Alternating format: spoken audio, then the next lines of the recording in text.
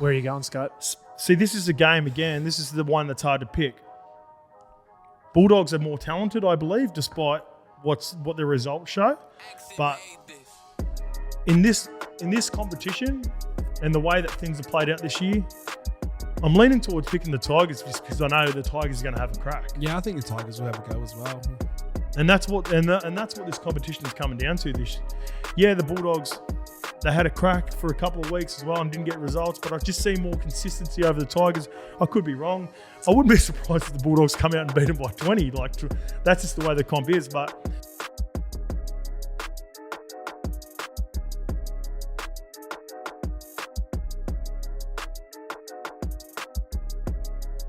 that's fucking loud, bro. Did you see? There's a meme going around at the moment. There's two people that shout at me during the football game. Michael Innes and my missus. YKTR Sports Nation, welcome back to the greatest podcast in the world. As always, we're brought to you in the Body Science Content Studio, joined by producer Jackson. What's up? And Skipper Scope. What's up? And Desi. And Dizzy. Guys, we're down at Magic Round over the weekend, or we're up at Magic Round over the weekend. Had a mad time as well. Scope, did you have a good time? Loved it. Just on that little bit at the start there, I don't know if you're doing the soft roll in it. Michael Ennis.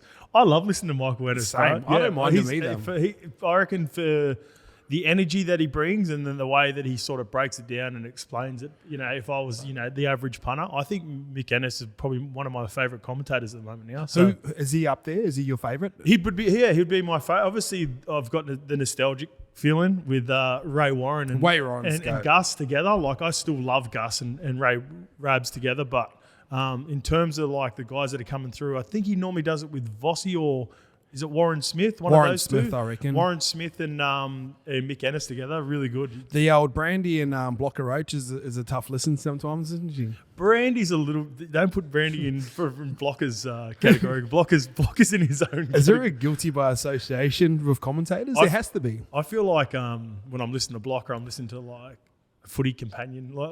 He might be. They tend to throw. They throw Blocker might be having a few beers as well. They throw Blocker the Warriors, Dragons and Titans games respectively. It's always the Saturday 3 o'clocker, Fair enough. Geez, they look tired here, the Warriors. Come on, man. Give us some other Blocker ones. I know you love them. Oh, he's a footballer, this kid. He loves that one. Yeah. He loves Jack White and running the ball too. Just run the ball. Yeah, he loves the halves just running the ball. That's the answer every time. Had a great time up at the Magic Round. Shout out to everyone that sort of come up and said hello. Shout out to the people that rocked up to the after party. All you guys are really great. Grateful. I thought we were going to run into a little bit of friction somewhere. But it was a great festival of rugby league. Have to keep it in Brisbane though. Yeah, apart from all the there's been dramas talked about with the fight and then that happens. The shit things that was said to Jackson Hastings as well. That's way out of line. But apart what's from happened that, there? What's happened there? Oh, he apparently someone said something about his family while he was kicking a goal, and he went and reported it straight away. You could see he's visibly upset, but then got on with the game and then maybe made. An appeal after the game, or I think it's the NRL's launched some sort of formal investigation. Yeah, good. So it was quite. It fair must enough. have been quite bad. I think that person was kicked out, but They were. Girl was talked about on NRL on 9. There's no room for people like that in our game. But apart from that, majority of the weekend was really fun. Grateful for everyone that turned up, all the people that come and had a chat to us. We try to obviously give them as much time as we could. A shout out to the venues that we went to. Caxton, the Goats. Kenja Nightclub, Caxton. Jared Ledge. Jared, the manager from there, he looked after us. We got to run into the boys, the Brilliant Beers boys, Kempy, Hello Sports. So it was like it was a who's who of podcasting, it was a wasn't podcast hall of fame that were up there. So all in all, it was a good weekend. I think a lot of people that sort of see us, when they run into us, they sort of see... like we're a little bit different than if you run into obviously Joey and Thurston and that. I think we're more relatable to them. Oh, of course. Because, middle tier players or even with the boys, that a lot of people think that, maybe they could do that, start their own podcast. And that's what we're speaking to the Brewing Beers boys about. So pumped for, where they were a couple of years ago to where they are now. A month and a half ago, I think they were at like 2,000. They're up around 27,000 now. Yep. So really great guys and probably got a big future and as even well. Thom and Eddie, they're just stars now. So they're superstars. It's so cool to see because we've had a little bit to do with them over the last 6 to 12 months. So it was a great weekend. I love it up there. I tell all my mates, if you haven't been there before, go up to Brizzy, enjoy the weekend. It's a good weekend. As you can tell by my voice is a little bit husky. Lost our voice and sunk a fair bit of piss. So it was Give me that young Dale Finucane vibe on the gat. Yeah, it is a great weekend. Shout out to NRL and putting those games on as well. Yeah. Yeah, that was my first time rolling through the Caxton into the Suncorp, having that full experience, and it was sick. And like you said, Scope, we're probably more knockabouts in the big dogs up in Channel 9, and you'll find us in the pokey rooms and trying to buy bets off you. So, I think as well, the boys, like the buy-in from the NRL boys, everyone was happy to step out, win or loss, meet everyone. Like everyone was being friendly. So obviously we bumped into all the South boys, but it was, I think the way that the players embraced the weekend as well was pretty fucking cool. Yeah, that's true. Yeah, you've seen a lot of boys walking the streets. As a player, it is a fun weekend to get around. Like we used to go to the Nines and stuff like that. Those were fun. And you'll be up in your hotel and you just hear, and you're just going, fuck, I want to be down there. But obviously, it depends if you win or not. And that's not a knock on, obviously, the big dogs as well. The beauty of what we're doing is we're trying to film content, catching up with everyone. Whereas, you look at the Channel 9 guys and the Fox, like they've got commitments, they've got to be places. So they're the big dogs. It suited us to a T that we were able to just mix and mingle with everyone. So, good weekend. Bit YKTR related, there will be a vlog dropping this Thursday as well. So Caleb's done a really good job on that. Plus, we're dropping some merch. So all the stuff we've been rocking throughout the vlog is going to be available as well. Got the blue, got the red, got the navy. But let's roll into this. Steady Freddy, get 50% off with our code YKTR15 for a better fucking world. Boys, on the show, we speak about champions a lot. And we try to pick who comes first. Can't even say mine. But in the Sorry, boys, some of the single boys might have needed some Steady Freddy up at Magic Round as well. Yeah. But in the bedroom, champions don't come first. Steady Freddy is a doctor-formulated delay spray that helps you guys last a little bit longer in bed. Look, it's nothing to be embarrassed about. PE actually is the acronym for premature ejaculation. What's happened to all of us, surely. At some point, yeah. What is the exact number of premature ejaculation? Is it under? Is there a time limit on that? Ooh, yeah. Let's put a time. That's a good question. Guys, in the comments. Yeah, how long is premature? Under a minute, eh? Considered premature would be under a minute, I reckon. Under a minute? Sub-minute. Head game better be strong. All right, guys.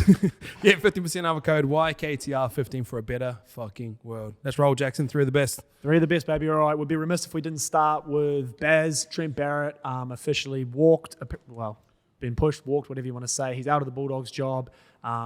We kind of haven't had that big debrief, so we'll start just on Trent Barrett, but it's also led to Brent Naden is out. Reports Jack Hetherington is going to be out. Those points. And obviously, with the pending arrivals of guys like Kikau and Marnie and stuff, there's a whole lot of now chaos in there. But Scope, we'll start with you just on the Trent Barrett situation in general. The Bulldogs exodus, what did you make of the whole way it was played out?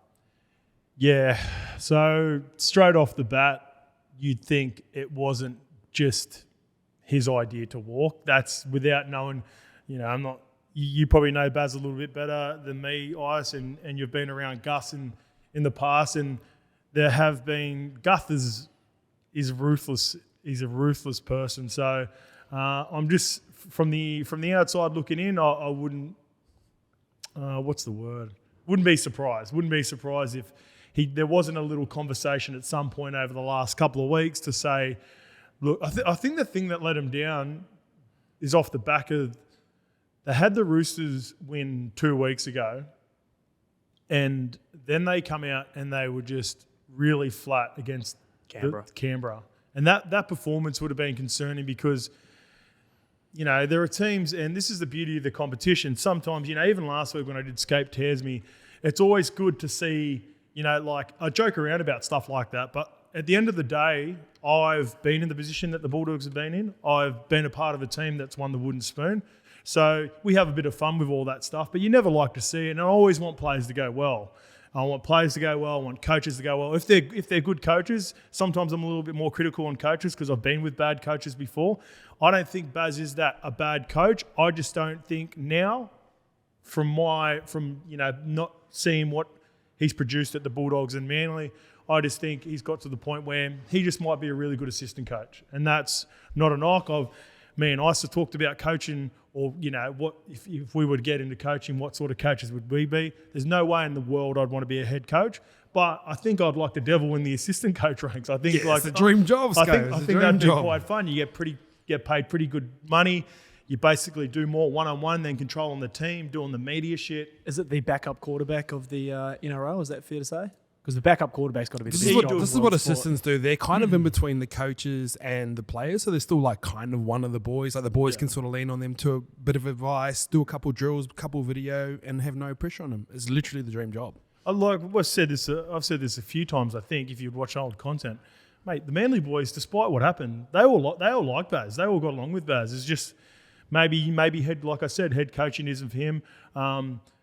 Interesting. Oh, drop the pen. Ice, you can probably touch on a little bit more before we get into like what that looks like for the rest of the players moving forward. But what's your take on it? Yeah, so like I've sort of been in changing rooms with Gus Gould and Trent Barrett as well, and not much like Scope said, I think Trent Barrett can actually coach. Sometimes maybe head coaching isn't the role for them, and I also thought this about Anthony Seibold, who went up to the Broncos, got that situation turned messy really quick, and Garth Brennan as well. So I've been coached by all these guys from an assistant role and Trent Barrett as a head coach. And in my mind, I thought they could all coach as well. So maybe the head role was a little bit different, but I know how Gus operates as well. So saying that he like walked, man, that dude got, you seen the move 300? Yeah, big Spartan kick. Yeah, he got Spartan kicked straight off there as well. But Gus is a smart operator as well. He is a good general manager because he's not afraid to make tough decisions as well. I seen him once put up a tweet that goes, if you want to please everyone, sell ice cream. So when you're in, and I see the other side of this as well, where like if you don't have the right people in the right places, you got to move them on as well. And the quicker you move them on, the quicker you can move towards change as well. And how long that change happens, where Bulldogs are a reputable side again, I don't know, because they've got playing talent, they just don't have the right culture in there, and maybe they don't have the right people on the board as well. Where if you look at a lot of great clubs, like the board, the coaching staff, the football department is what they call them, and the players, there has to be a unison there as well. So if you think of it like a stool with 3 legs, if you don't have one of the legs there, the stool falls over. So it is messy. I think it's going to get a little bit messier. You're seeing players starting to walk. They've got some big players coming in. I think it's going to be a long-term it's not going to be a quick fix. The Gus one's always been a funny one for me because obviously I've been involved, for the time that I've been involved, Gus has been a revered figure. He's actually done, like he's got runs on the board at other clubs in the past. And the one that sort of is the tricky one is, sort of what he did at the Panthers. You've talked about the changeover that had to happen during that period. And although he wasn't there when they sort of, started to reap the rewards of it, you could see that there was an imprint of what he was trying to achieve. Yeah, actually, but it's almost like who was I speaking to? I was speaking to someone about it recently. Like, it sort of gets to the point. Then he I don't know. Does he get a bit impatient sometimes with his own?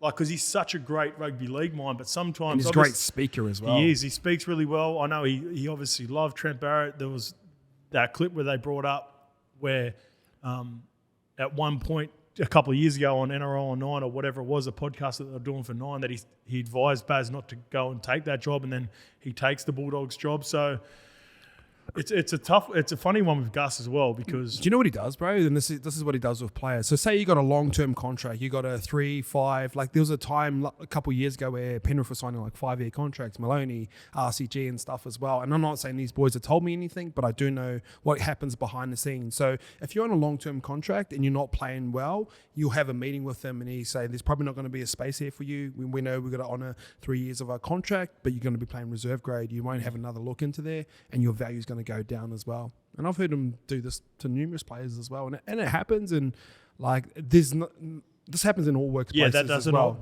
Like Gus isn't the only one that does. No. Yeah. Everyone does that as well. Yeah. But then the thing that gets like a little bit messy is the way it gets manipulated in towards media. Yeah. Oh, he's causing troubles in the changing room, or he's got a drinking problem. So when you start to hear it manipulate storylines into those ways, when you've got potentially one of the biggest platforms, starts to get a little bit messy. But I'm saying that I still think Gus is a really good operator. I'm a Gus fan, right. And he's like a little bit ruthless, but Michael Jordan looked ruthless on the last dance. Yeah, you know what I mean? true. He got results. One of the more interesting bits that's sort of flowing out of this now is, and I'm enjoying it. I don't watch as much content as I should, because I try to have my own opinion when I come in here. So I don't watch. I know Jacko watches a lot of 360, and I watch more like micro content on Instagram. But there's a little battle happening between the big dogs Who's the big dogs? So 9 or Fox? Yeah, well, the big dogs of both companies. So it seems to be Kenty and Buzz. Yep. Buzz normally, obviously Buzz loves having a crack. and then it's Gus, and then Danny Widler for 9, and that's where the media aspect of all this comes into it, and then using their sources, using their platforms. I'm actually really enjoying it. It's almost like a bit of a reality TV show that's forming because obviously Gus having an imprint on a team that's not going well, it's perfect for content for Fox, because then they can have a crack. They'll even, reaching and talking about drones at the start of the year. Like it got that kiddies, but it's fun to watch. Like I actually find myself tuning in and trying to, like, on Monday night, I actually, because I'd seen micro content before, I actually went on NRL 360 to go, oh fuck, I wonder what they're going to say this week about it. So it's pretty funny. It's pretty. Jackson, as a fan, how do you see the situation playing out? With someone who's never really been in the changing room, like, how do you see it? Yeah, well, just on this, I used to work for Fairfax, so I get the whole rival network thing. Yeah. And Danny Wilder's a flop. But anyway, I didn't play under Gus, shockingly. I've never had anything to do with him. It feels like to me that he has way too much power in the game. I get a little bit of like maybe Phil Jackson sort of vibes back in the day, where maybe the game has started to pass him by, but the status at New York, where it all went pear-shaped at New York. He's sort of still riding on the success of yesteryear. I don't think he's as smart an operator as he thinks he is. I just think he has too much power in football. Why is that? I just think he has too much power in football. I haven't seen the runs on the board recently. I know what he did at Penrith, but the 5-year plan that turned into a 6-year plan, that turned into a 7-year plan, that turned into an 8-year plan. But look at them now. Look at Brisbane. I like Jacko's. Like Jacko's point. Jacko, he is as smart. Like, he's got a really good rugby league. I believe the biggest thing is he's become too powerful. Yeah, and he's too smart at getting if you understand executive structure, the kiddies board that they've got in there now, I think there's 2 senior board members, the rest are rookie board members. So they're catering to Gus's will. He literally, I know he's the football operator, but he's running that shit. Yeah, so I don't, and the narrative 2 weeks ago that Trent Barrett's going to be here long after I'm gone, and then they lose to Canberra and he's out. To me as a fan, knowing nothing about Gus or the inner workings of football, it felt yuck. I don't like it. He's got this presence about him. So if he walked in here right now, I'd be scared shitless. Yeah, like I would. Yeah, I would. There's not many in rugby league that have that effect. I think on he's me, genuinely the most powerful guy in rugby league, but outside of Peter V'landys. Yeah, so apparently it was him. It used to be Bozo, obviously RIP, and Politis. They're the big dogs. Yeah. So they're those 2 guys. Obviously, yeah. But you know what it reminds me of? That little pettiness back and forth when they say like rugby league's political. Like, have you seen political ads? Yeah. And it's just they're the most childish fucking things in the world. Yeah, that's where it's at right now. You got 2 big two big fucking media companies going at it and just having cheeky shots at each other. Does Trent Barrett land himself another head coaching job? Probably not for a while. Nah, not right now. See, the thing with about head coaching jobs is there's only a couple good roles that you can really roll into. And like I said, Seabolt, he rolled into a 5-6 year contract, but the Broncos was just a little bit underdone. But he rolled into South Sydney and he got Coach of the year before, because they had a roster that was ready to go. Now, the thing is, we don't probably have the development systems that we have anymore where you could take over. Like, Justin Holbrook's meant to have a massive rap on there. He's been in for 3 years. They're scraping together wins. Adam O'Brien, I feel like the Knights have gotten worse. I know they got a great win over the weekend, but he's had massive raps on him as well. So maybe it's hard to coach for him. So maybe here's what it is. Maybe the coaches are really good, but they don't have the playing talent, or maybe we got the playing talent, but we don't have the coaching. Well, here's one to throw a spanner in the works. Todd Payton, what he's done with the Cowboys. I know it's early, but you can see an imprint of what he's been trying to do over the last not only 18 months. The results that he got at the Warriors in his short time shows to me over a 2 to 3 year period, because like you said, Todd Payton being at the Warriors and Cowboys respectively for their roster is a lot different than what Seabolt had at South and Brisbane. You know what I mean? There's a lot more talent at those 2 teams that Seabolt had. So you can see that there's something about that coach. I was speaking to the press about it on the weekend. We're just chatting about like the quality of not only like good quality halves that there are in the competition, but also just coaching. And I only reckon there's a handful of them that are decent ones. And there's probably one that I know for sure that's in waiting that I have a good feeling about, that I think will be a really good coach. And he's in a really good position at the moment because there are going to be a number of jobs. Cameron Ciraldo. Ciraldo's sort of cutting that same cloth in terms of generation as Fitzgibbon, Payton. Yeah, he's a new Fitzgibbon. And I think Ciraldo's already, from reports, already denied the Bulldogs' job. He said I wouldn't want straight it. away. And I think that speaks to what you spoke about Fitzgibbon about these guys are younger. They're not old coaches, so they can afford to wait for the right opportunities. You know, Fitzgibbon was offered 1 million jobs and just sat there, bided his time. And Payton and Ciraldo are the same in the sense that they come through with really good junior systems. Some of these, I think sometimes coaches, especially the bigger name players or coaches, sometimes they just get given it a little bit earlier if they'd come from just because they're from the Roosters or Melbourne system sometimes. Whereas like coaches that are able to develop Penrith are a powerhouse now, but they weren't 5 or 6 years ago. And Cameron Ciraldo was just grinding out at Penrith, turning this young under-20s, under-18s teams with Jerome Luai and Nathan Cleary and Kickow and all these players and turning them into first graders. Todd Payton, not a lot of people know about this, he come through the 20 system at Tigers back in the day and developed a really strong under-20s team when he was Mitch coming Moses through. And those boys all those through. Boys. Like that was his crew that he brought through. So he turned, at that time again, Tigers they haven't been a powerhouse in the last 10 years. So if I'm looking at who I'm going to bring into, if I was, running a club, you've got to be mindful of that. They've got to have the runs on the board at junior development to know that it's so important. We always talk about it. I talked about the Warriors last week. Where are the players that they're developing? Where are the young players? So to have a background in doing well at the under-18s, under-20s, sitting behind, realising what it's like to be an assistant coach in first grade for a while, those are the sorts of players you've got to attack. And the hard part about, so when Gus was at Penrith, when, say, we lost 3 games in a row, he'd come through and go, we've literally got the best nursery. If you guys don't want to have a crack, I'll just bring the 20s guys through as well. And, you'd go to a team like Manly. You couldn't do that at the Manly because they're so lopsided towards superstars and they're pay packeted, they're free big dogs. You can't really blackmail. Is it blackmail? We call it blackmail. Sort of. I know you were getting that. It's sort of strong-arming them. You can't strong-arm a team when you know there's no talent down there. It's like... I think the Bulldogs are in that position. I do want to get your guys' take on the Naden stuff. But before the player stuff. Let's get on to that before we move off that, on the coaching stuff. So Baz is gone. I believe it looks like Mick Potter will get announced today as the interim coach. He's in this. He's in their system. Do you know? Is interim coach is that's okay because you got to fill the role. They're puppets, though. Yeah, exactly. So for Gus. they just need someone to do what Gus tells them to do. Yeah, well, it's the old Dallas Cowboys thing. Jerry Jones never wants a strong coach in there because he wants someone to just do his bidding. So we got another analogy. That's another really. You're on fire today, Jacko. Phil Jackson, Jerry Jones, back to back. Well done. The question is, Ice, we'll start with you and then Scope. Just real quick, Bulldogs end of 2022. Who are you trying to hire as the next head coach? I just think it's interesting, the Freddie chat. I don't know if he's a first grade coach. If I was him, I'd sit pretty in the Channel 9 box and coach Origin and get your dab stuff like that. Very much follow the Mal Meninga sort of path. But that grind of a 25 season with a club with the DNA that the Bulldogs have got right now, I wouldn't want that. But I just don't know. Maybe Paul Green, he's won a comp. Yeah. Maybe him. I just don't really see anyone else there. I wouldn't go Flanagan. I like Flanagan as a candidate because it's proven. I know sort of what you're going to get with Flanagan, but he can't go there while Kyle's there because there's too much question marks around Kyle. As good as he's been, we've been happy with Flano for the last couple of weeks, and I'm happy that he's got back in there.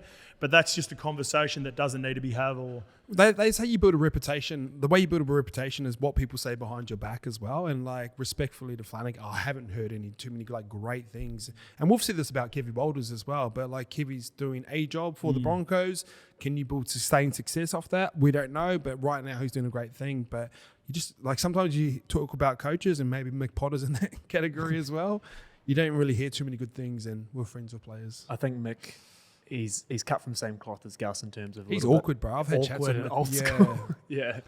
He put me up at the airport one time. I don't even know him. I think he was coaching Bradford and I was at Wakefield, and we just crossed paths at a Nines airport as well. And I got stuck into a 10-minute conversation with him, but it was just awkward, bro.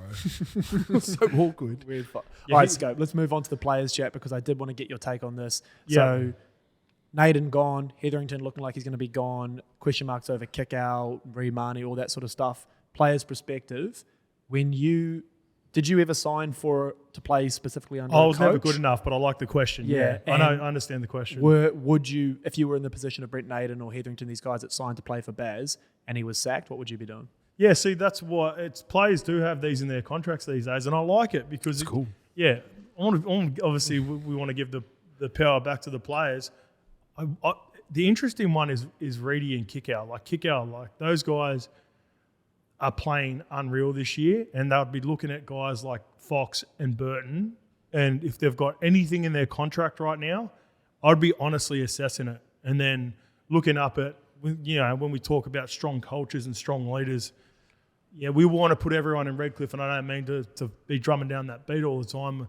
If there's not money available at other clubs, and you've got that in your clause because you went there expecting like Baz sold you on the dream, then you'd honestly have to consider it. I hope those boys have put something like that in their contracts because me too.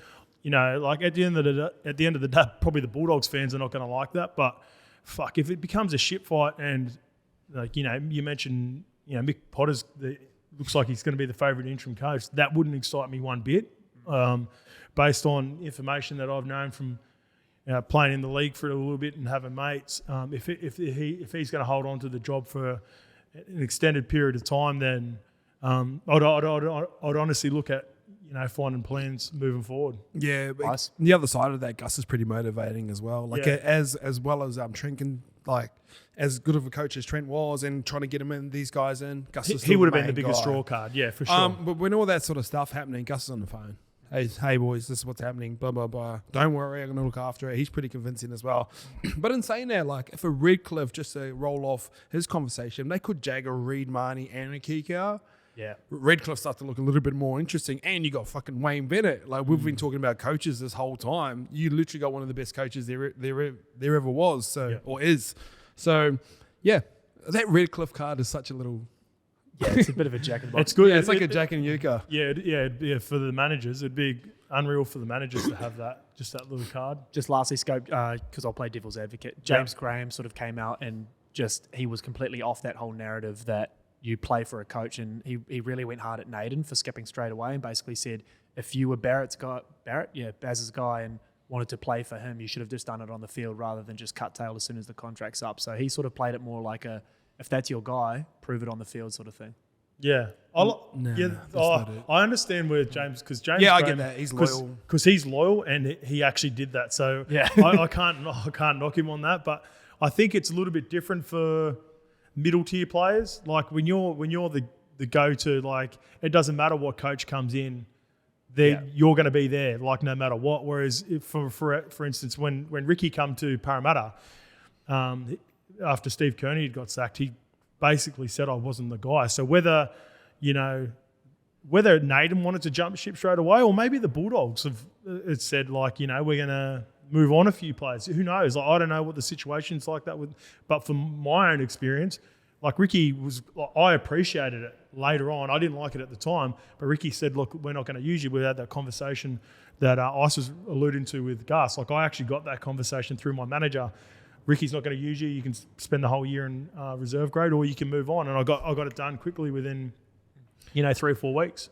So I appreciated it. And then that's the quality of player I was. So it's different. Like I said, that's why it's different with James Graham, because he's going to go out there and he'll be in the starting 13 no matter what. Yeah. Because he's that good. Loyalty is cool. Like I get it, but being too loyal can fuck you up as well. You look at Josh Jackson. That's a perfect example. I was going to Josh say. Jackson was literally one of the best back rows in the comp 4 or 5 years ago. He was getting a Brad Fittler medal in State of Origin. Because he was there, Dale Finucane went off. He's got 4 or 5 wins since then. Yeah. Probably even Kalen he might be the next example of this. Like Kalen might be getting up for 3 games a year. He'll start the season well, and then he'll play 3 Origin games as well. That might be his career for the next 4 or 5 years because he stayed loyal as well. And it's a pat on the back, and I get all that sort of shit right now. But I think we've grown up in a phase where we watched LeBron move to Miami. Like back early 90s, it was like, you stay off your team and that's it, unless you go and watch Michael Jordan with the Bulls and all that sort of shit right now. Our generation, we sort of seen it and respected like the loyalty, but the younger ones, they're seeing guys switch teams all the time, and it's not an issue. They're probably looking up to guys like Odell Beckham, and he's just won a combat at the Rams. I don't think they think the same as well anymore, like in terms of loyalty as well. Because you know what comes into it now? That's like a factor that probably is not talked about enough. like the boys are earning really good money now, no matter where they play out, whether they take a bit of a pay cut to go to a better team, but endorsement and money that you can make off the field through winning, if you're in a winning culture and you're winning games, you can make a lot of money now off outside of the game. So if you're in a position where you can go to a place because it's not working at the club that you're at, but you can go to a successful club, play good games of footy, and then not stress about what you're doing on social media, how you're being perceived by starting up your own company or things like that. I think that's an underrated part of what you can. Why players should be thinking, I'm not going to stay loyal to it. And guys are thinking like that now. They see themselves as like an athlete. Like, look at us in off seasons when we were playing. We'll go to Bali and get on the piss for 6 weeks. These guys are training. These guys are caring. These guys are in our inboxes asking us questions about clothing, about content, they move like a little bit different right now. And you got to look after yourself. Because we can preach on player loyalty all we want, but clubs aren't doing the same. As soon as you're playing bad, fucking see you later. Yeah. All right. That's enough Bulldogs chat. Let's move on. Anthony Milford is back, Skip. Yep. He's been named to return to the side against the Broncos, actually. So Newcastle have got their man. Talk to me a little bit just about Anthony Milford in general, and do you believe he's still got quality NRL footy left in him at this stage? Yeah, the one concern... He's only 27. Milf's Is he? Yeah.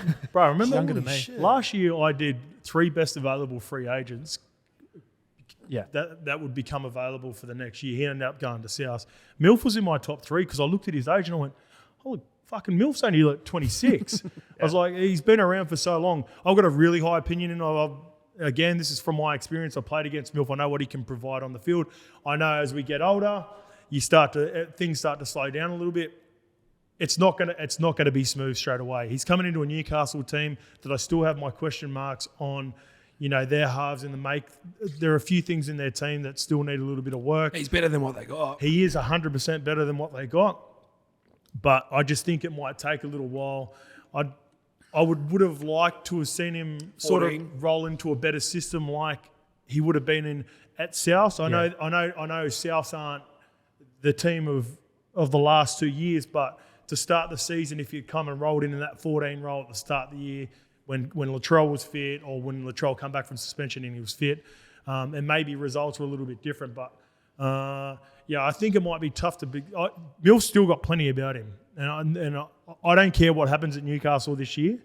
We'll see what happens next year. So whether he resigns, or I'm not too worried about what he produces at Newcastle. He's off to Ready, isn't he?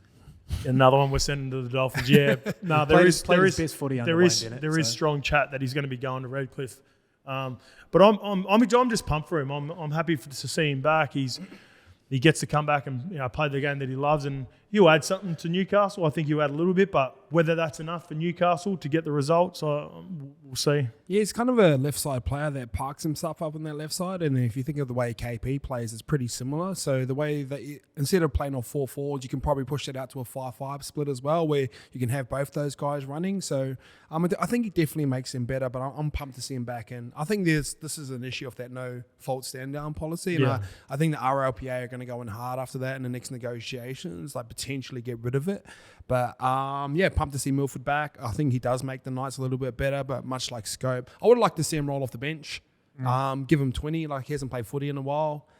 But yeah, I think he's going to be better. But I see him going to Redcliffe. One last little thing just to add to it. Yeah, they've got Cross on now. He'll probably start. Is just at the back end so when he signed for South last year, he's actually strung together about 2 or 3 really good games once the pressure was off.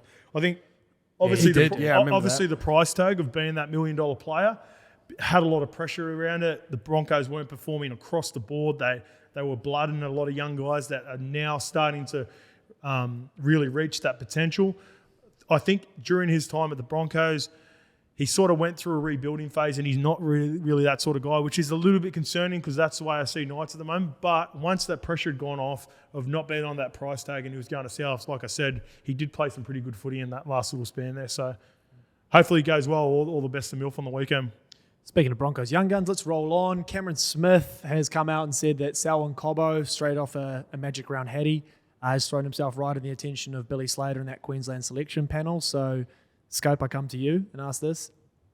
Does Cobbo make your early Origin side, Has he done enough already? Well, I see people umming and ahhing about putting players in. You know I love this shit. I would like to roll through my You go my for 17. it, and Ice can react to you. I've got my. Do you want to go through positions and then you can? Because I've got guys that could potentially fill it. Roll through. All right, Rip teams pick themselves. all right. 1 to 5.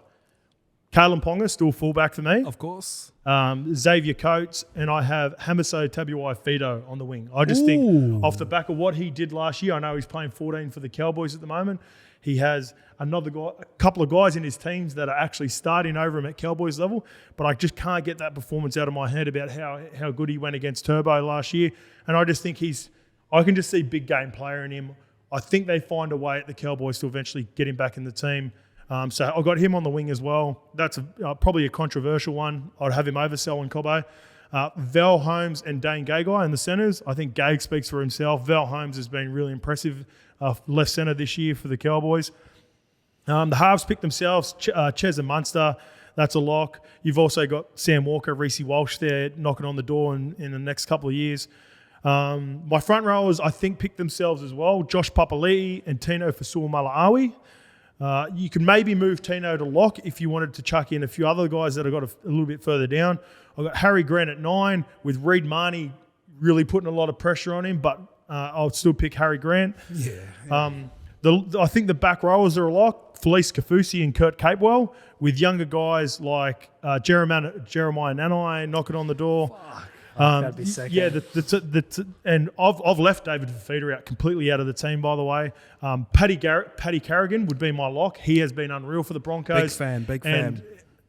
Even though the Broncos haven't played well over a couple of years, I've seen enough from Paddy to know that this isn't just a fluke, what he's capable of. I've got a massive rap on him. Benny Hunt is a lock for me in the 14. Jai Arrow always performs and has been playing well for the South. Mo Fotuaika, you need that big body coming off the bench. And here he is. People have been umming and ahhing about putting him in. Ruben Cotter, baby. Got to be in. Ruben Cotter's got to be in the team. So, Kalen Ponga, Xavier Coates, Val Holmes, Dane Gagai, Hamiso Tabuai-Fidow, Cam Munster, Daly Cherry Evans, Josh Papali'i, Harry Grant, Tino Fasua-Malaawi, Felice Kafusi, Kurt Capewell, Paddy Carrigan, Benny Hunt, Jai Arrow, Mo Fotuaika, and Ruben Cotter. Where did I get it wrong, boys? Be sure to comment below and let Skip know as well. Yeah, let me know. Let me know. Yeah, obviously there's Cobbo there. There's Kyle Fowler who's had a really good year. Plus he's got that massive kickoff. So up the top, boys. Here are the names, and I hope I haven't forgot anyone. But there are probably a few guys that I've forgotten. AJ Brimson, Corey Oates, and Selwyn Cobbo, along with the Cowboys wingers, are probably players that people might be looking to put into the team based on their form at club level. Sam Walker and Reece Walsh, again, Walsh not having the best year, Sammy Walker starting to find himself. I think they're going to be in the team at some point. Or even an argument for Benny Hunt to be a starter based on what he's performed this year as well. But I like him in the 14 because he adds so much off the bench and he can play lock as well. Reed Marnie, he deserves a shot, man. He's just got to wait for Harry to. He's just Reed Marnie might just be one of those players. Jakey friend. Yeah, he's Jakey friend. Like he's just that next guy, so he's got to rely on an injury. Jaden Sewell's another big one. His form, he's been unreal for Queensland over the last couple of years. David Fafita, Cohen Hess, Jeremiah Nanai, and even a guy that I love that I've left out of the team is Lindsay Collins, who went really well for him in that series a couple of years ago. His form hasn't been form's been in line with the Roosters. Yeah, exactly. So, but the thing is. And I hope this isn't a knock to players as well. I was never good enough to play ref footy as well, but even some of these guys that aren't mentioned, Queensland are in a fucking good place from where they were 12 months ago. When I was trying to find players that were not even, like I know I've got Hamiso who's coming off the bench, but I was trying to find players that weren't even playing first grade or consistent first grade last year for Queensland. And the other side of that as well, you start looking over the fence and you're like, oh, Tommy's busted, a little bit busted. Latrell's getting his hammy sorted and in they're States. literally their two best players that they had last year. And obviously you can still go Teddy, Nath, all that, Damien Cook, all the team boys. Stacked. New South Wales is stacked. But this feels like a fair fight. This feels like a fair fight. This is fun to pick. I think we might have some pushback on the Hamiso selection, but anything else you think we might have some pushback on that? Just have a look at that, Ice. Yeah, maybe. Yeah. Does Cobbo make your side, Ice? I just like him. Yeah, I throw. I view Selwyn as the same as I did Hamiso last year. So get him in if someone's injured. Yeah, although I think he's obviously capable of it, I've seen it from Hamiso last year, and I'd seen it from other guys like Coates the year before to think, all right, let's pick these guys first. But if something happens, he's probably my first reserve sell. And I think Coates is still a good chance, and Felt, because they've both probably got tougher carries than Xavier and Hamiso. Because Val and Gags, they carry all right. Kalen's not a big carrying. Val's carry's been super impressive this It's year. different in Origin, bro, when you run into Jakey and for all those boys as well. Like, because he's not a massive body, but he is fucking tough. Don't get me wrong. But yeah, I don't know. Pick your poison. My hardest two to leave out, just based on like, I obviously rate them as footy players. AJ Brimson and Cohen Hess has been unreal for the Cowboys, so that was a tough one to leave out as well. Jeremiah Nanai is probably tough Jeremiah to me. Nanai is Yeah. he's the one that. But he's I put him in Cobbo. Like, I've only seen it for a short period of time. Fuck, the talent is obviously there, and there's going to be plenty of time. They're young dudes, And respectfully, man, he's running off like Chad Townsend, who's been awesome for the Cowboys. But you get him around, Ches and Munster. So he'd play getting him looks. Well, you know, Ches loves that little short kicking game that suits that'll shoot him to a T. So good position to be in, man. I like the way that Queensland is shaping up. Filthy on a rebound, isn't he? He's good in the air. Or bruh. Dennis Rodman Jr. Best. He's like a big power forward. Just gets up, get those fucking boards. Averaging a double-double a game. I think David Fafita's got to be in there, but I know I'm in the minority Nah, at this point. not for me, do man. you know what? I reckon the best thing, if you leave him out, you might make him a better Origin player for the next 5-10 years. I reckon if you left him out, because that'll sting him, bro. Because he's been the guy forever since high school. I just love the idea of having the home run hitter just in the back pocket. No, especially you in don't the need to Origin. when you've got KP Munster giving you like cleaner enough. looks. Like if you're at the Titans, you got nothing going for you, and you can give him the ball. Yeah. Like you're playing under eights, yeah, cool. But you got the big dogs in there wearing maroon. I think the other one that might be a big.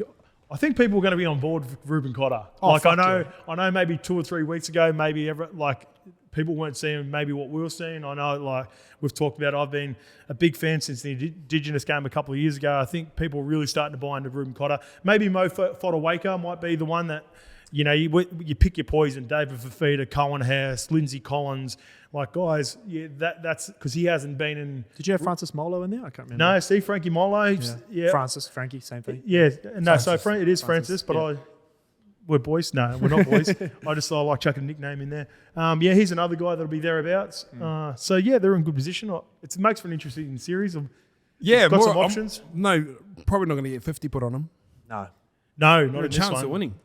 Yeah. Speaking of being in good position, Scope, it's important to keep your boys in a good position. This podcast is brought to you by Manscaped. They've spent the last 2 years manufacturing the most comfortable briefs out there, and they can be yours at a discounted price by using promo code ICE, ICE, or promo code SCOPE, SCOPE. So jump onto Manscaped. They've been big supporters of the podcast from the jump, and there's a reason we fuck with it. It's because they're the best in the business. The best in men's below-the-belt grooming and the number one briefs in the world. So head to manscaped.com, enter the promo codes, cop yourself a discount. I might need a little trim up. Post-match. Well, this is just on Manscaped. Let the scope know where I need to trim that lineup. Let us know where if I've made a mistake and there's someone that needs to go. Yeah. Let me know. I'm happy. You hit him with the lawnmower skip. Look, I don't normally get in the comments. I'm happy to go back and forth with a few people in the comments. So get in the comments and let me know where I got it wrong on that Queensland team. All right, review, preview time. Let's rip through these guys. Isaac, we'll start with you. Broncos versus Knights. Obviously, we touched on Anthony Milford has been named in 5'8". That's the only big team news update. Let's start with the Broncos first of all. We actually did see that game. Danger game, danger. What did you make of the Broncos' performance last week, Isaac? Yeah, awesome. Obviously, Adam Reynolds was just, like, I didn't realize, like, everyone knows Reynolds was good. I just didn't know he was like that good. Like when you get to that sort of stage of his career, you can sort of plateau. He's just taken it up to another level. And I don't remember he's played that well. I don't think he's played that well ever. Do you know, we always like to revert back to, we've had a few basketball analogies or comparisons. Does he have a bit of a Chris Paul without obviously Chris Paul? He's won a comp. But like Chris Paul goes to other teams and makes him better. And if you looked at that Phoenix Suns team a couple of years ago, they weren't in the top 8. They had a lot of talent: Devin Booker, DeAndre Ayton, all these sorts of players. And then Chris Paul goes there and really unlocks them, and they become all stars, and they're making it to the playoffs. He's a gun. Yeah, so I love the Broncos' performance. I think it was like an emotional game as well because you go Magic Round, everyone's coming to our hometown. We're filling up the whole stadium, put on a clinic. I think there's going to be a drawback of that. Like Scope talked about it last week about the Sharks, how they won with 12 men, and then they tossed up the shit that they tossed up on the weekend. I think it's going to have that effect, and I think the Knights are going to be on the up as well. So I don't think it's going to... I think the Broncos still win, but I just don't think it's going to be the touch-up as a lot of people think it's going to be. Yeah, I got Broncos 1-12 because the NRL is fucking so hard to pick this year. It's entertaining because you don't know. It's tough for a gambler, as you've seen on the Peanut Butter and Jam show. But we need to get some pokies on that Peanut Butter and Jam show. Dominate. Yeah, true. Our guy, we talk about him all the time, and I'm not a big stats guy because I never tossed up big stats myself. But sometimes when it suits the eye test, I go back and I like to look at some players. Mitchy Barnett, we talked about him, how well he was playing at the start of the year, and this is why I was so disappointed that he had that little brain explosion and cost his team on that game and then ended up missing footy by costing his team. Mitchy Barnett had 16 carries for 146 metres, 66 post-contact metres, 7 tackle breaks, 30 tackles and 1 miss with 96% efficiency. And you can see it. Like, I know. You owe that to the boys, though. Yeah, like, you're going to get me started on that. We're not going to go back in that elbow thing. But I'm saying this is why I was more disappointed in Mitchy that he was going to spend time on the sideline because that Knights team needs him. And that, for me, shows up. And that shows up not only for himself and for what he's capable of, but it's also a bit of a red flag on the rest of the boys in that pack because I've got a lot of respect for that pack as well. Like, There's some good players in that pack, and he comes straight back into a performance like that. I know it's the Dogs, and I'm maybe getting a little bit carried away, but at the end of the day, I'm just happy for Mitchy Barnett to come back and have a big game, get the dub. Frizzell's back this week too. Yeah, Frizz is back. Oh, sorry. Yeah, I didn't mention that. Frizzell's back. Yeah, that's okay. Frizz comes back. Milf, there's a little bit there. Off the back of what KP's doing as well. I think you mentioned it just before. KP's getting back to his best work. He's scheming down that left edge. I caught it the week before at the Cowboys. Yeah, it didn't come off, and he ended up getting some joy back on the right. But that's his bread and butter. He's sniffing down that left edge again. He's got to go down there more and get the best out of Bradman Best. Bradman Best was the one who had that nice little offload for Eddie Lee to score the first try. And although it was different shape again, where someone shot out on him and then he sort of I think it might have been Burton or maybe even the centre for the Dogs, he shifted inside, bang, Shot. finds Best. Yeah, was a shot to come out at him, yeah. Mate, that's KP's more natural side. It's good to see him sniffing down there. And they didn't get the result against the Cowboys, but they started really well in that game. And they were able to, at times, if Newcastle had put in maybe 2 or 3 good performances leading up to this game, I really think they could have put the Bulldogs to the sword because the Bulldogs were awful. The Bulldogs were pretty average. They're coming off 7 losses, eh? Yeah, so they just got to jag one. The Knights just aren't that team at this point. They're down on a bit of confidence. They had a few calls that were right, but they went against them, bounced the ball, a few obstructions. But the Knights should have won by a lot more in this game, and I think they'll get a bit of confidence out of this. The only thing is they're coming up against, as you mentioned, an in-form Broncos team, an in-form player in the competition, and Adam Reynolds, who's making all these kids fulfill their potential like we've talked about. Whenever you got Adam Reynolds in your side, you don't beat yourself because he'll always kick you into positions to give yourselves a chance, and now they've got a bit of talent to finish it off. But, yeah, they don't beat themselves too much, the Bronx. Yeah, and he'll be saying the right things before and after the games. Even training, getting ready. Yeah, he'll be talking now. Yeah, this is where he does his best work. So I think he'll have them ready to go. I just think there's a little bit there to build on the Knights, and there are a few teams, and there's another team that I'll talk about a little bit later that, despite the loss, there's a little bit there, and it should be good. I think this will be a good game. I really do think this will be a good game. A little Thursday. Yeah, I'm all narrative. I think you've won me over. I'm going to take the Knights at home in a bit of an upset. Anthony Milford against his old side. Why not? I like it. I like to come down to the Broncos, and I like to come up with the Knights. So you've won me over there, Ice.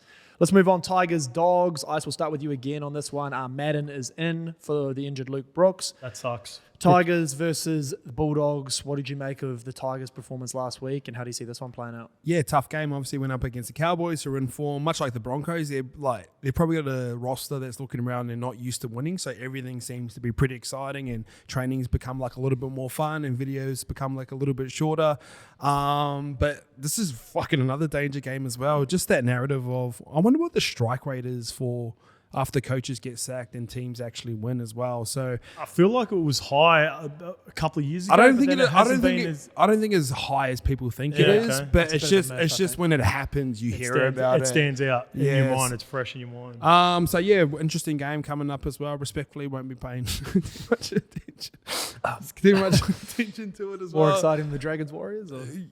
Yeah, I don't know, man. No, it might be an interesting game just because of the media hype in and around it. But yeah, dogs are the dogs at the moment. You think the Tigers got enough to get it done? Yep. Scope. Well, this is the team I was talking about. I know they got pumped by the Cowboys, and then the week before, they got a little bit of a score put on them. Tigers are improving. They are getting better. I just don't think they have the roster for it. And they're losing troops, so they lose Luke Brooks again this week. They're losing outside backs. They can't afford to lose to got players in their spine. And they're losing like really important players. Dane Laurie, David Nofaluma, Brooks. Luciano missed the week before. Like, these are their best players, and they just can't afford to lose them. But, like, the Cowboys are fucking unreal this year. Like, they're legit. They're legit, bro. They're legit. They hung with the Cowboys again for the first half. I think they might even had the lead at one point going into halftime. I could be wrong. Actually, Ruben Cotter maybe had that. Yeah, on halftime. Was it before halftime or yeah? So anyway, they're hanging around, and a lot of credit's got to go to Jacko, man. Like, the way he's getting their team around, there's a lot of belief in that team that wasn't there. I just think they're down on their roster. A guy who's playing really well is Luke Garner. He goes back to his new position of back row. You'd be cheering to go to the Panthers. They just need a couple of these guys to kick on. Junior Tupou, Asu Kepaoa. Sorry if I'm pronouncing his name wrong. They need someone to just present themselves in the outside backs. A young, was it Junior Tupou who went up for that try? Just something like that. Every game to just show that there's Shop and Averillo have a little bit about them. It's just not really kicking right now. Yeah, just because We've always heard about Averillo, but I'm just kind of waiting for him. Yeah, I'm still waiting. I believe it has more to do with what's sort of around them too. I've got more belief in what those two guys are. But where are you going, Scott? See, this is a game again. This is the one that's hard to pick. Bulldogs are more talented, I believe, despite what their results show. But in this competition and the way that things have played out this year, I'm leaning towards picking the Tigers just because I know the Tigers are going to have a crack. Yeah, I think the Tigers will have a go as well.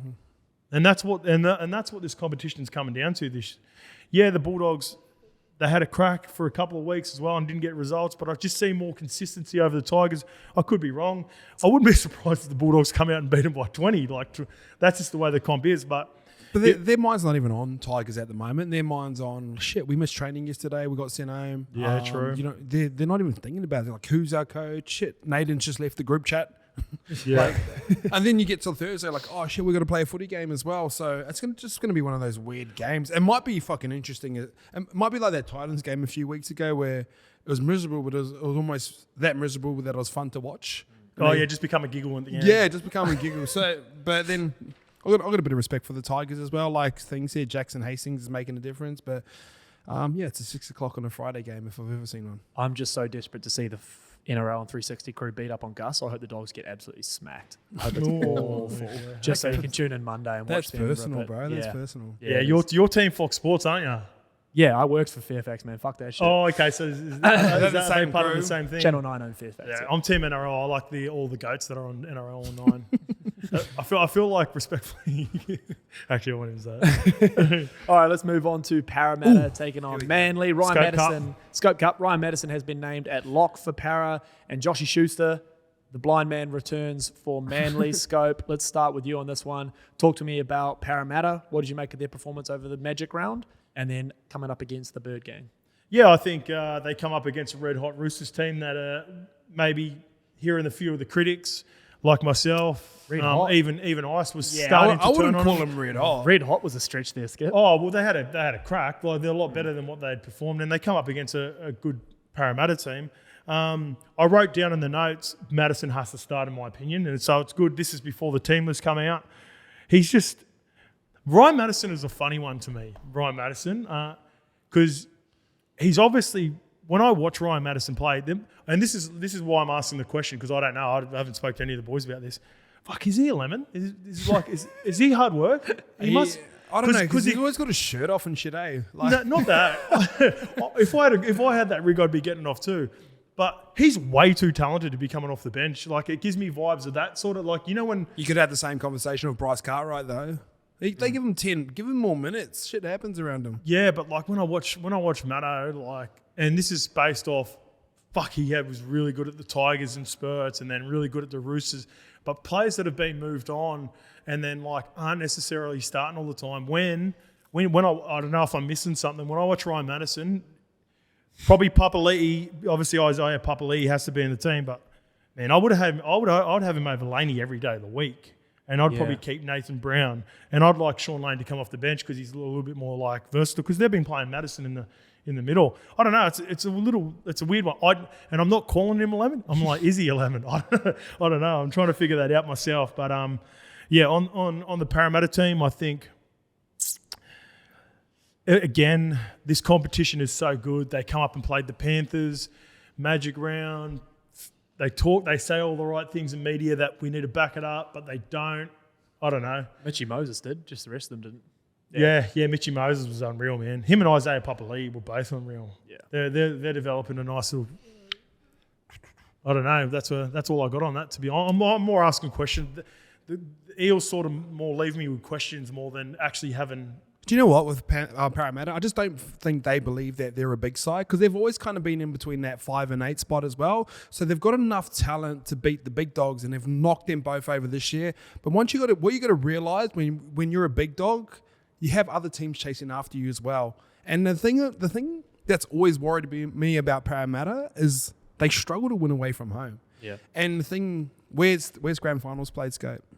ANZ Stadium. Yeah. Where's all the big games played? None of the big games are played at Bankwest as well. So they've kind of got the stigma in around them that they can't win away from home. And even at ANZ, they're literally one of the closest teams to ANZ as well. They just don't win away from home, and it's really important. But I thought Mitchy Moses was special. I think he's the type of player that could go on like a I wouldn't say like a Hayne run or a Benny Barber run, but he could knock up a good 5-6 games. I think he could win the Delium this year. I think he can knock up a good 5-6 games, rolling into a finals and take him as close as they can go.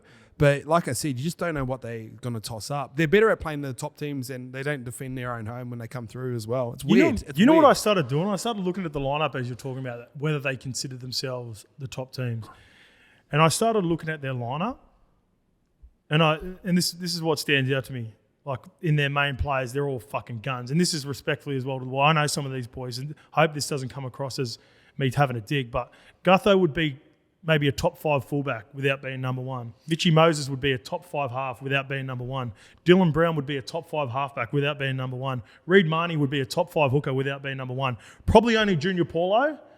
And then even that's a bit of a conversation. Yeah. Isaiah Papali'i would be a top 5 back row. Maybe they're just like... That's them. They're top 5. They're a top 5 team, or...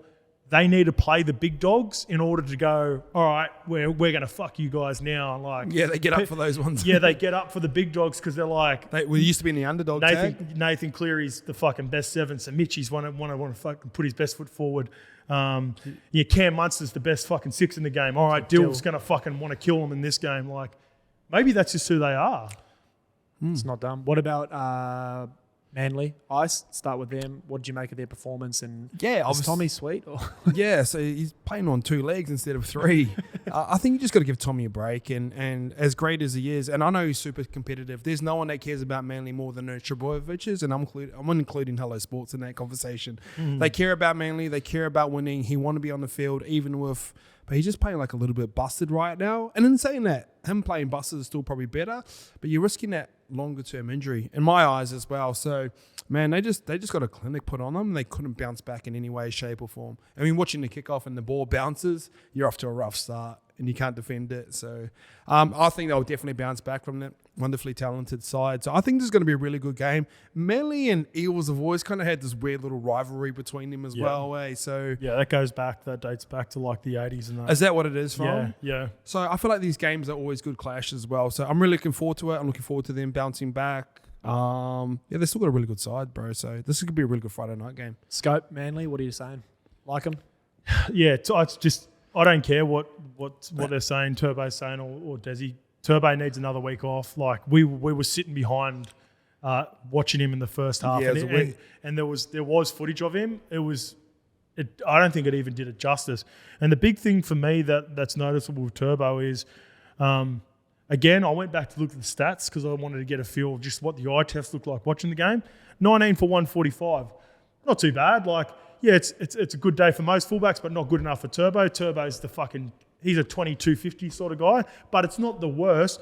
The part where it was noticeable for me was his defence.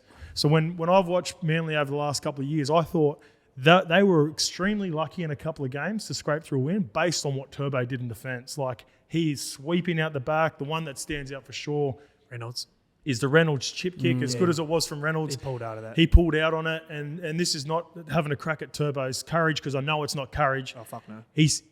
You could see that if he'd had a crack at it, he knew he was worried about his body and what that injury, what could happen to that injury. So Ruben Garrick was doing a great job for him. I know he's not obviously Turbo. Gaz did a lot better than what I anticipated to begin with. Put Gaz back there. Obviously, Origin's going to be coming up soon. I know Manly want to win games, but I still think they've got enough to get through a little period without Turbo to make sure that he's going to be 100%, because when Turbo goes to Origin, he's going to be fucking banged up again, because there'll be no question whether he puts his body on the line in Origin. He always fronts up, and he's probably the best player on the field as he was named last year. So that Moses Sully leaving. Yeah. I know you're a big bro. You watched him play for the Dragons, bro. He's freakish. This is just a fan's perspective, so I don't understand, obviously, footy like you guys, but last year, to me, one of the most impressive things about Tommy were those fourth tackle carries he was taking, and then those just straight hit-ups off the ruck. He hasn't done that at all this year, and I don't know whether it's strictly that's his confidence, body bro. or That's confidence. confidence. Yeah, I think I'm asking the question. I don't know. I think it's to do with a niggling injury, and whether that reared its head on the weekend, and you could see how evident it was. But even at the start of the year, I thought he looked a little bit off, a little bit. Those just one off the ruck carries. He was just punching fucking. The one thing about those Trebojevic brothers, never play poker, because they're so obvious if they've either lost, if they won. Like, their body language is glaringly obvious, and that's what Scope was talking about. Because we were sitting behind the post, and you sort of watch him move. He's just not carrying himself the same way. When he was in that little run last year, you should have seen the swagger of him. His cock was dragging across the ground. And he's a vocal guy too. Turbo's like a real aggressive guy. So then after, when I watched him in the in-goal line, and just to see what his reaction was, and he was more concerned about like how he was feeling. Like, you could see that was evident. Like, rather than sort of getting amongst it and, all right, what do we need to do, boys, or whatever. Like, there's some chat that happens there. I think he was more like, fuck, this is sore. Like, you could, without saying it, I just got that feeling off his body language. So I think Turbo just needs another week. He'd want to play in this game, because this game does mean a lot to both clubs. I know, they love playing in the Scope Cup, and you've just got pumped as well. Yeah, and you got a quick turnaround. So these are the kind of games you want to be in. But if his body holds up, who knows? Ice, who wins? They're Para at home, mate. I'll go Para, but in a closer game than people think. Scope. Yeah, I'll go Para as well. All right, let's move on to the game of the round. The Dragons taking on the Warriors. I'm not overly biased like you. I've got to call it like I see it. I can't just go. Right. I just think it's funny. And also, I played at the Eels as well. I'm a former Eels great. Oh. Rookie of the year 2010, baby. Shit, never forget. I just love the demeanor. Yeah, I'm going. Yeah, because I don't want to pick him. I want to see, because I think I don't know, when I look at Manly and Para, because of what I said before, that sort of just jumped out at me with Para. I think Manly are capable of going further and beating when it matters. Yeah. But I think Eels will go further. Does that make sense to you? They're one of the great regular season sides. The old Utah Jazz of the NRL. Right, let's move on to the Dragons Warriors Scope. This is going to be an absolute snooze first, mouth-watering matchup. This might be all right. Ewan Aitken back for the Warriors. Cody Ramsey at fullback. So Tyron Sloan has been dropped again after a bit of an indifferent outing at Magic Round. They've got to fucking let that ride, man. They've got to just let him get the reps in. I was pumped to see all three of those young guns play together. Like, he had a tough night at the office. Yeah, I know. That's gonna. He's fucking a kid. Yeah. But like, Dragons aren't gonna fucking win the comp. Like, you're probably not even gonna make the 8 at this point. And I don't respectfully. I'm not sure Cody Ramsey gives him a better chance to win this game against the Warriors. Doesn't. No, because Cody doesn't pass. Like, he's just like a big, strong carrier. I don't even think he's big and strong. He's just kind of... No, yeah. He'd be the same. he's got a bit of Mongo strength, and that's, again, respectfully. Like some of these guys, like Josh Dugan Josh in Dugan 20s. had it. Like he was skinny, but you hit him, and he does have a little bit of strength about him. But He's a good finisher. He's a winger. I don't know. But it makes it seem a little bit more rocky and diamondy than it needs to be. Obviously got Ravalawa there as well. Shut up, Cody Ramsey's one of those guys as well. Like he can make the impossible look easy and the easy look impossible. Yeah, so he's got, and you don't want that at your fullback. You want someone that's nice and steady. You know what you're going to get. You don't want something erratic back there as well. So, but they've still got a nice lineup. Moses Sully's there, Zach Lomax, Benny Hunt, and some really great form as well. So. They got a good side, eh? Yeah, and they get to come up against the Warriors as well. So that's I don't mind. Like, see, Waz, they're the most momentum side that has ever existed when it's going against them. And it's got summed up in 80 minutes of football. When it's going against them, it's going against them. But when they've got it, they've got it. So I think you'd rather see the Waz lose a game like that, but do the comeback and then that roll into the next week instead of the other way around where they just scrape together a win. But they could, their momentum can carry over 7 days very easily. Scope, Warriors. Oh, they both got good sides.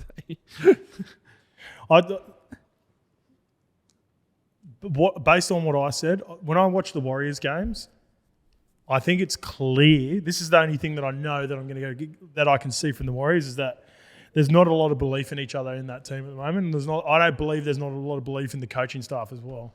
No. When I look at them play, even when they come back and they go on a run. It's not fucking mad teamwork. It's individual fucking spurts at just times. Reece, basically. Yeah, it's Reece like, Walsh. Yeah, Reece Walsh. Players, they're like little Reece Walsh is trying his guts out. I know there are a few things that he'd probably like to improve, but even when they're coming back, I'm like, this isn't like grouse footy. Like they're not.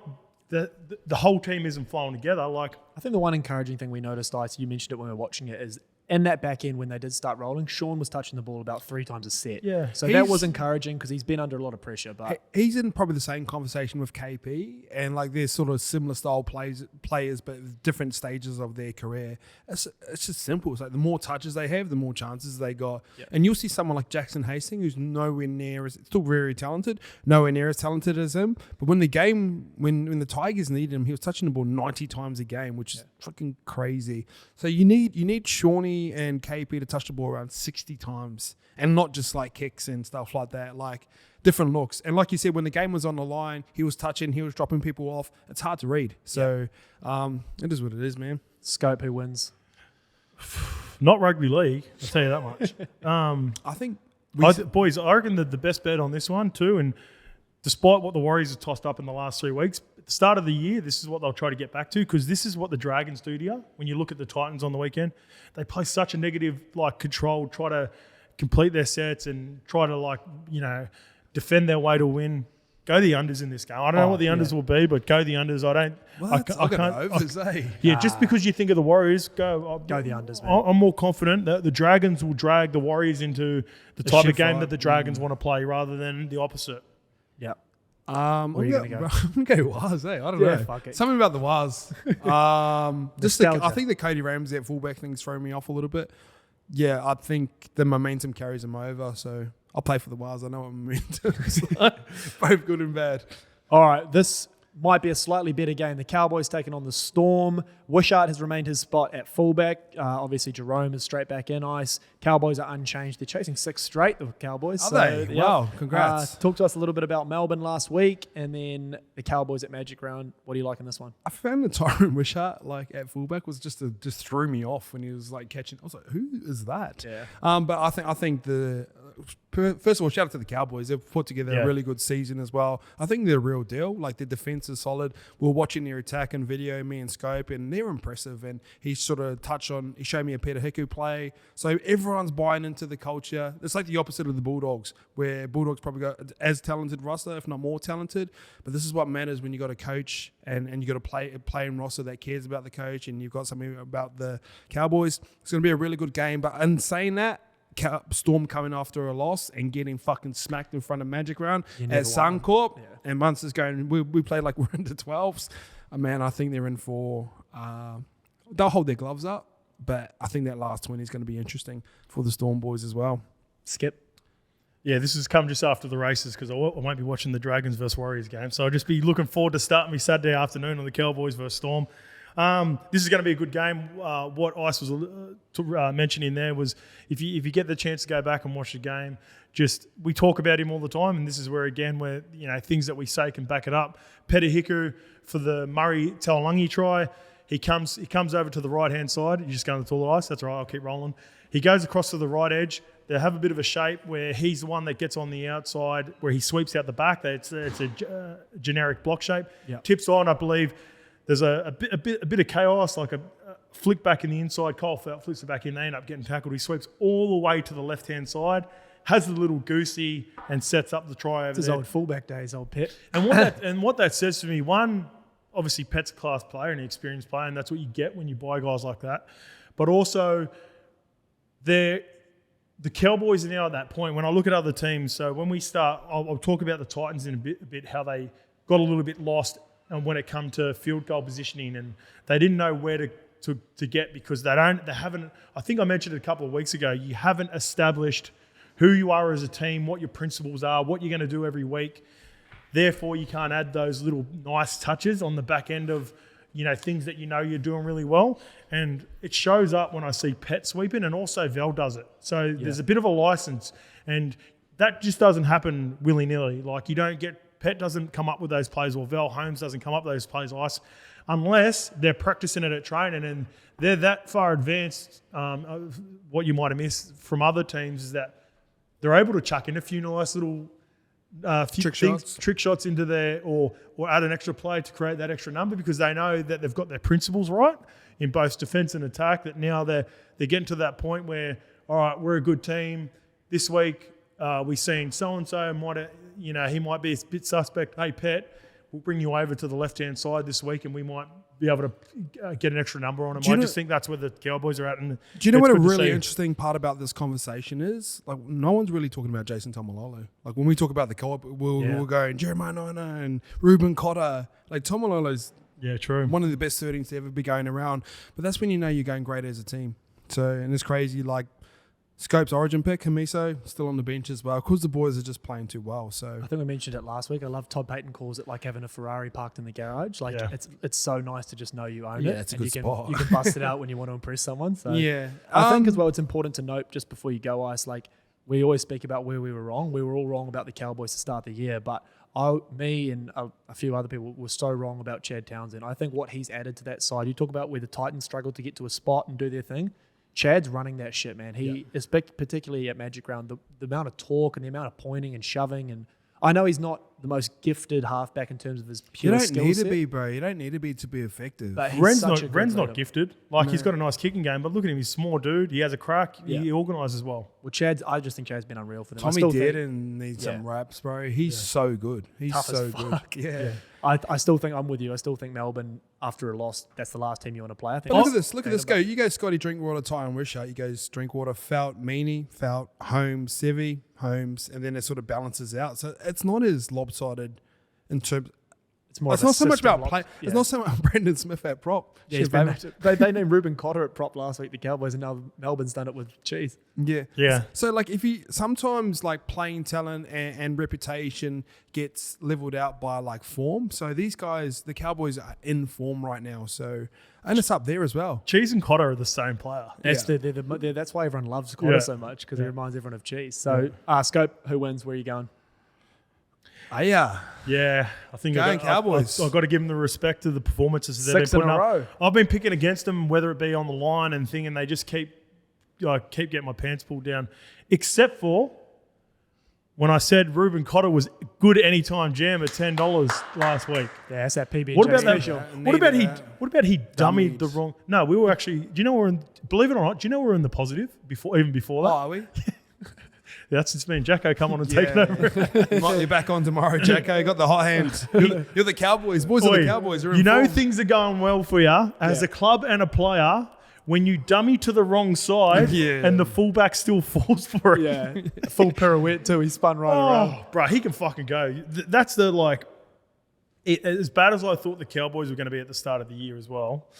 The two players that I thought were going to have a nice little tandem together, and even chuck little Jakey Granville. Remember I said the hookers? Yeah. If there's one thing that excites me in the modern day game, it was the combination of Robson, Cotter, and Granville.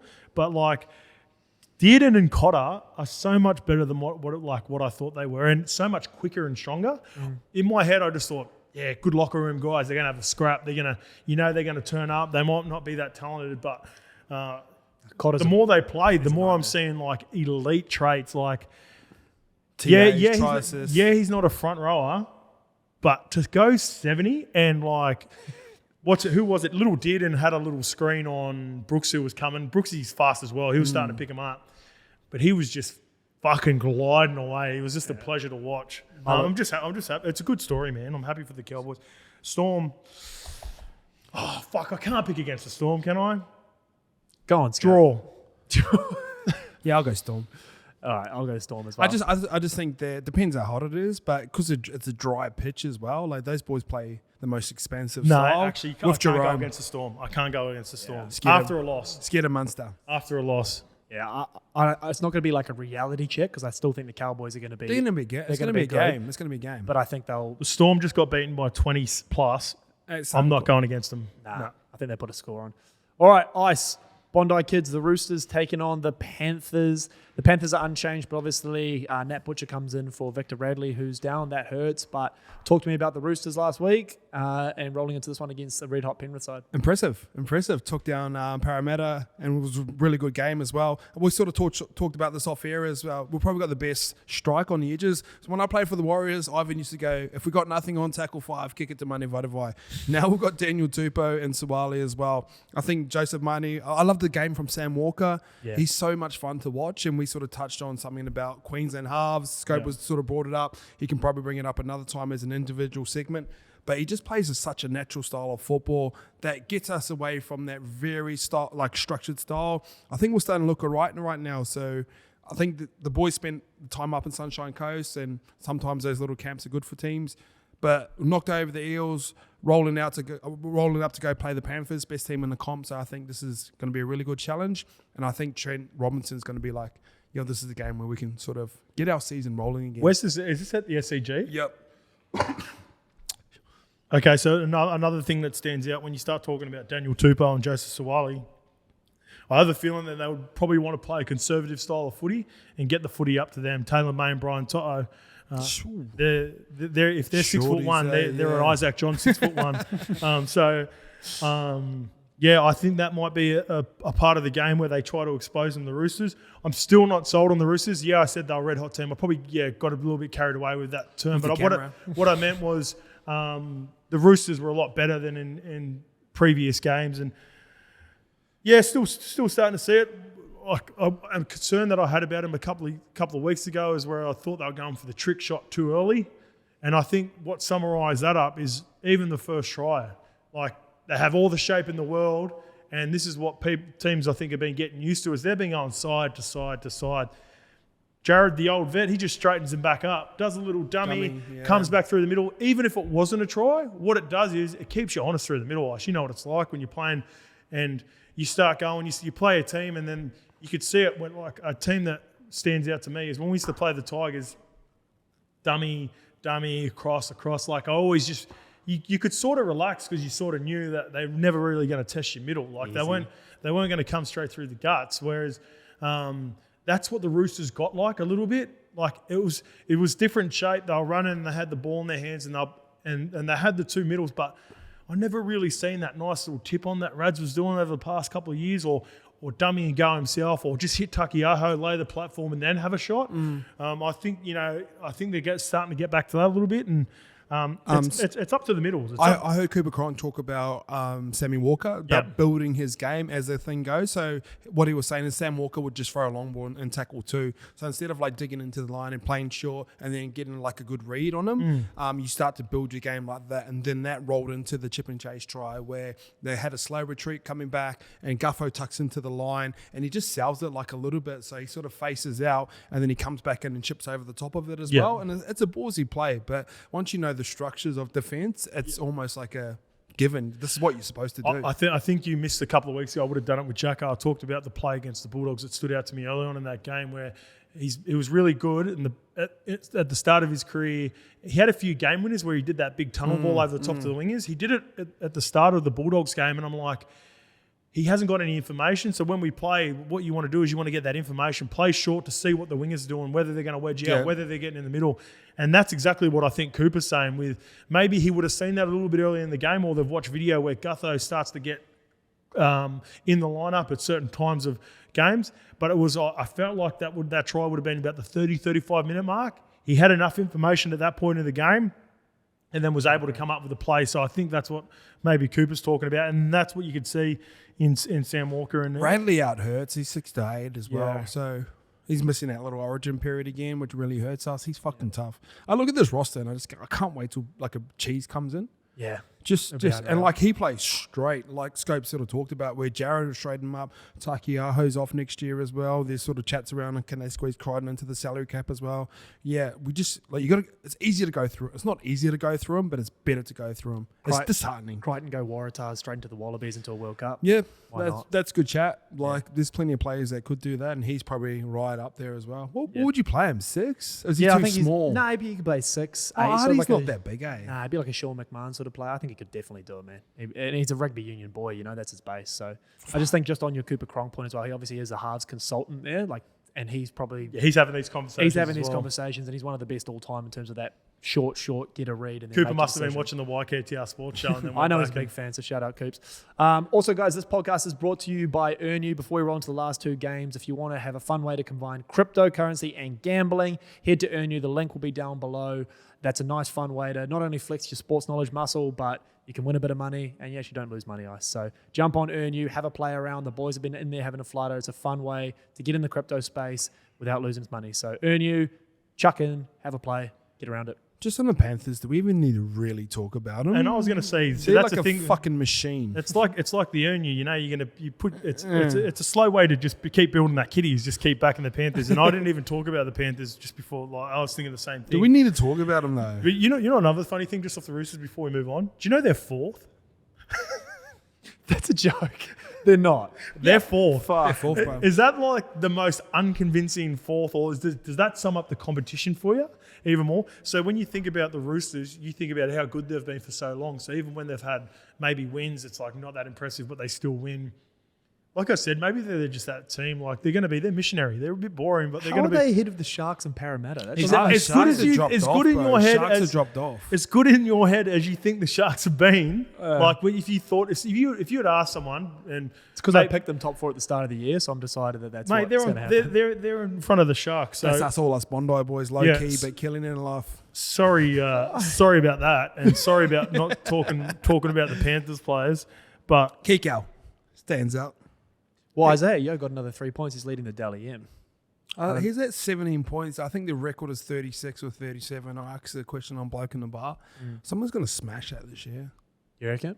But it's only round 10. We've got 14 to go. I think if Pappy can stay fit, he's a chance. But Mitchell Moses is my guy for Dally M. I think I like He's what you so said about highlighty, him. eh? Yeah, and there's not too many players in that side other than Papali'i who's probably going to steal points off him. If they're going to win, I think he's always going to be their best player, him or Dill. He must be so fast. Some of his tempo changes in that game in particular, when he just zips, it's fucking rapid, man. I know it's boring. I'm just going to stay with Isaiah. I can't see Isaiah jumping off. I had a little chat to Prez about it and gave Isaiah a rap and how influential he is for the Panthers. Respectfully, would he be the most bland Dally M winner in recent memory? Like we've gone from I'm thinking Barber and Turbo and all these Who flashy are the wins. last couple? Turbo, Teddy's won a couple. Did Nath win last year or Turbo won it? No, Turbo won it. Nate's never Jack won it. Whiten the year before. Jack Whiten with that unreal year. Teddy. I'm not too sure. But Teddy's bland. He's not are you talking personality wise or playing style? I'm talking playing style. Oh yeah, because I was going to say because Teddy doesn't really give you too much personality. No, playing style. Well. Playing Okay. style. Yeah. Not really. Not if you appreciate the game. You're not a purist, Jacko. Yeah, I'm a Toddy Carney, Benny Barber sort of operator. Those are the Dally M's I remember. yeah, because you're the highlighty guys Yeah. that you're talking about. Definitely. Fuck, man, the way that Isaiah can break down a game like an extra half like that, I froth over that as Nothing worse a than rugby Smith, league fan. Cam Smith winning the Dally M. You just want to go to sleep. Yeah, okay. Yeah, That's what he's you're pretty alluding steady, to. So it'd be similar to that. Yeah. But the way He's pretty steady, the best player ever.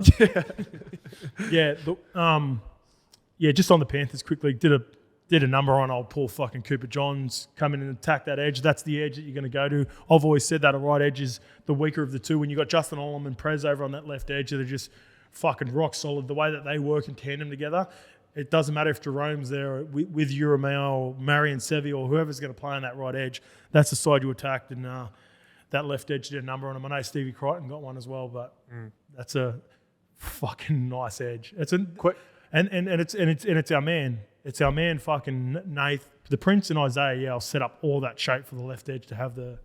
It's honestly probably just my lack of understanding of like the detail of football like that. I probably don't appreciate Isaiah as much as I think most would, because like a lot of people like rugby league fans watch it and then they watch it because they love tries and all that sort of stuff. Yeah. But I love the beauty more of.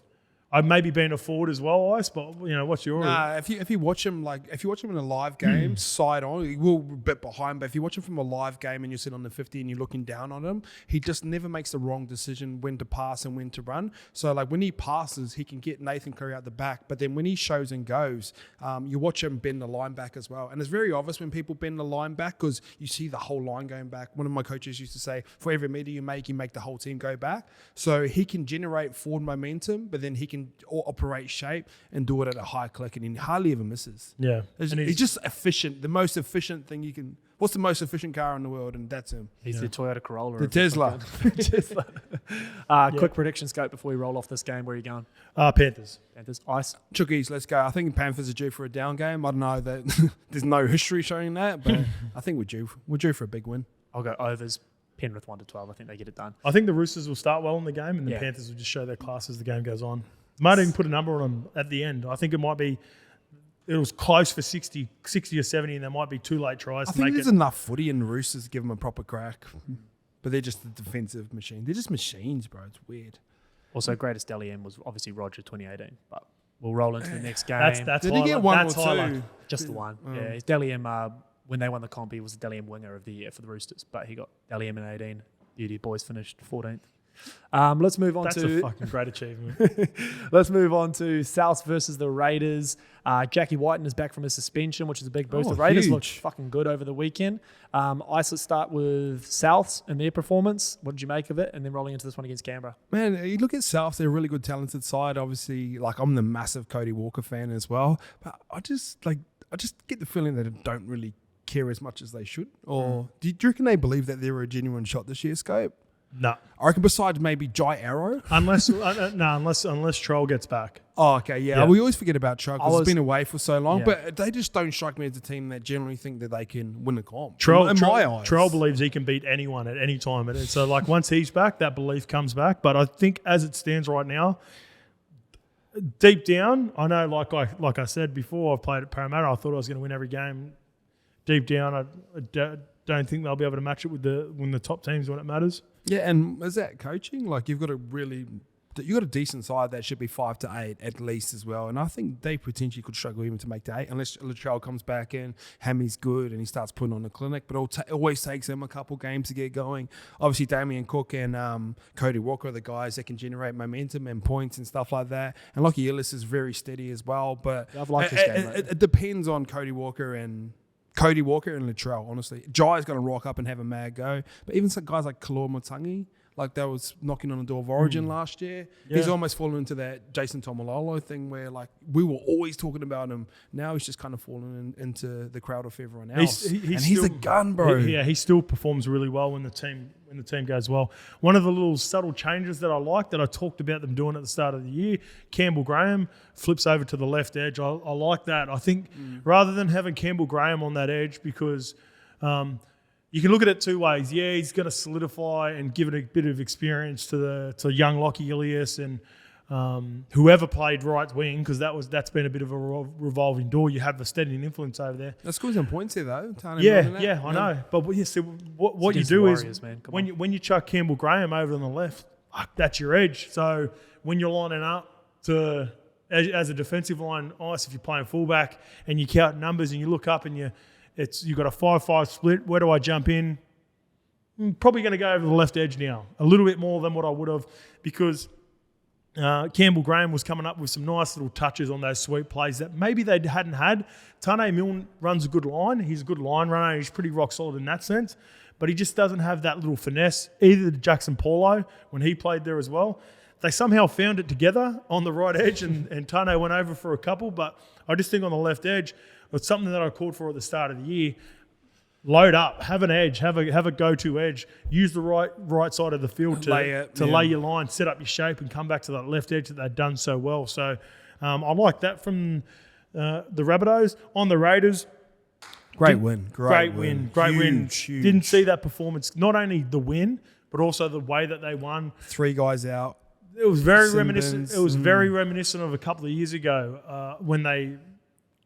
This performance, it wouldn't, like if they played the Sharks and they had three guys sent off a 10, you wouldn't have batted an eyelid and go, that fucking Canberra team, they nutted it out. Like, that's what it reminded me of. And to get it done without Jack White not playing, Zach Wolford, I love that. It's a great story. He was a gun coming through, bro. Was he? What happened? So he's about 26, 27. I don't know. Like, he always had sort of big raps in around him around Canberra. Then he went to the Dogs for a bit, and obviously his dad's got a name there as well. He looks exactly like his dad, by the way. His body shape and the way he gets out of hooker.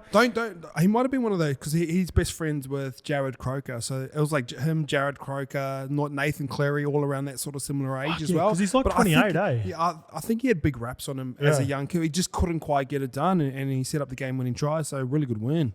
Yeah, and it freed up Tommy Starlin to go back to the bench as well for the Frawley's Raiders. been good, eh? He's been a nice inclusion. Frawley's been he's been a steady influence for him. I think that Schneider's been up and down all year. I think that's Frawley's definitely won that job rather than Snyder losing it. Yeah, because Snyder's played pretty good in the last couple of games with Frawley there, but I think that's more of an indication of Frawley. So I'm happy for that. I like seeing Ovett get back in there as well. Their pack's still nice, bro. Josh Papali, This is the frustrating thing with the Raiders, like, and this is why, like, I've had my concerns over Sticky this year not being able to get the job done, because Sticky's a premiership winning coach. He's like revered as well. The roster is there. Like, the roster's not bad. Like, the sprays were probably just getting old. Yeah, man, like, you know what I mean? Like even on the sideline, like Sticky's down on the sideline celebrating, like fucking carrying on. Like, it was a great win, obviously. But even like Papa Lee, like, check the reactions. Like, but there wasn't much there. No. Mate, I'm big on that shit. Like, that's for me, like, body language. Well, I had a coach who fucking, when I played at another team, he'd come down and get in front of the stands and fucking like wave to the fans and fucking come shake my hand. And I'd go, get inside, bro. Come and like shake my hand in front of the fans, and I'd just be like, shut the fuck up. Like, you're not that guy behind the scenes. Like, stop trying to pretend that I'm not. Yeah, this is just an example, but Prediction? Who wins, Skip? again, this is fucking Raiders for me. Raiders for you? Yeah. Love it. I'll go the Raiders too. Come on, Scope. You can get one out of you. Yeah, I'll go Souths. All right. Let's move on. Last game of the round, Titans versus Sharks. So Lachlan Miller, it's a pretty cool story. So he's straight out of the 7 system. Aussie or New Zealand? Aussie. He had a lot of doubters in making that transition, and obviously he's been lighting it up in cup. So he starts at fullback, and Nico makes his way back into the halves. The Titans are unchanged. So Scope, let's start with you on this one. The Gold Coast, Jaden Campbell doing the damn thing. They got it done in a bit of an ugly golden point one where no one kind of remembered how to set up a field goal set. But they got the job done. What did you make of the Titans up in Magic Round?